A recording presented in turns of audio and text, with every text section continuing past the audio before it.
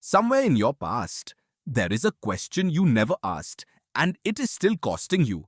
You know exactly which one I mean. Maybe it was in a classroom. You had a doubt, a real one. Your hand started to rise, then stopped halfway, and you pulled it back down. 2 minutes later, someone else asked the same question, the professor called it excellent, and the whole room nodded. And you sat there, quietly burning, thinking, that question was mine, or maybe it was in a project meeting. You spotted the flaw in the plan, rehearsed the sentence 4 times in your head, and then swallowed it. Someone else said it 10 minutes later, half as clearly, and got the credit.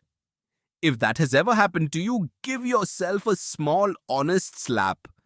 Not out of cruelty, out of recognition.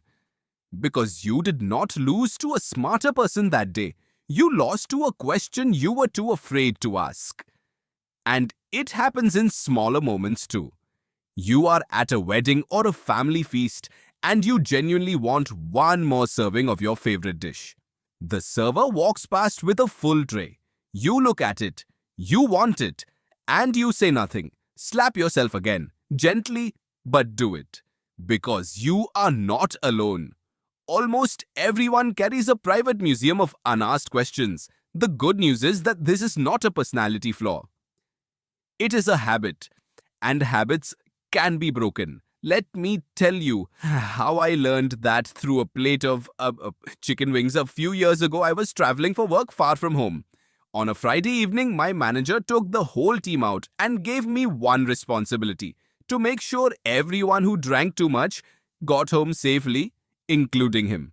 In return, unlimited side dishes. As deals go, I have signed worse contracts. We started with 25 pieces of hot and spicy chicken wings. My friends and I grew up on food that fights back. So we attacked that plate, and within minutes, more than half was gone. Then my manager Dario took his very first bite. His face changed instantly, his eyes watered. The wings were far too hot for him. And still recovering, he said, "Ask the waiter to replace them." I said, "But Dario, we have already finished more than half. No restaurant on earth replaces a half-eaten dish." He looked at me and asked a question I have never forgotten. So what? What is the worst thing he is going to say? No? Sorry, sir, we cannot replace this. I am fine hearing that. Are you fine with it? I was chewing on another wing, so all I could do was nod. And he said, "Then ask." So we stuffed 2 more pieces into our mouths, just in case, and asked. No argument, no embarrassment. A few minutes later, a fresh plate of milder wings arrived, warm and perfect. I sat there stunned. Not because of the wings, because of the math. The worst possible outcome of that entire transaction was one small, harmless 2-letter word. No, and the upside was a full fresh plate. We had been ready to surrender something valuable to avoid a risk that was almost nothing. That night I replayed my life through that lens. The cinema seat I never asked a stranger to swap. The extra serving I never requested. The interesting person I never approached to simply say, "Can we be friends?" In every case, I had already accepted the worst case answer. I could survive the no. And still, I did not ask. So, it was never the answer I feared. It was the asking itself.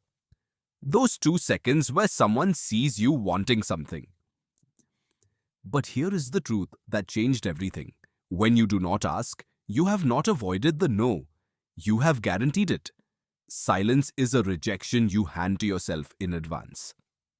The waiter you never call cannot replace your dish. The manager you never approach cannot give you the project. The person you never greet cannot become your friend. Staying quiet is not playing it safe.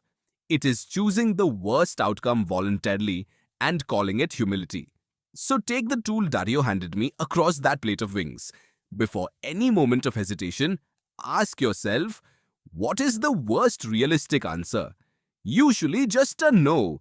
Then ask, am I fine with hearing that? 9 times out of 10, yes, it would sting for 11 seconds and life would continue. And if you are fine with the worst answer, there is only one instruction left. Ask. In the meeting, in the theater, at the feast, everywhere. The word no cannot hurt you. But the question you never ask quietly will. Because somewhere in your future, there is a question waiting to be asked. And this time, it is going to pay you.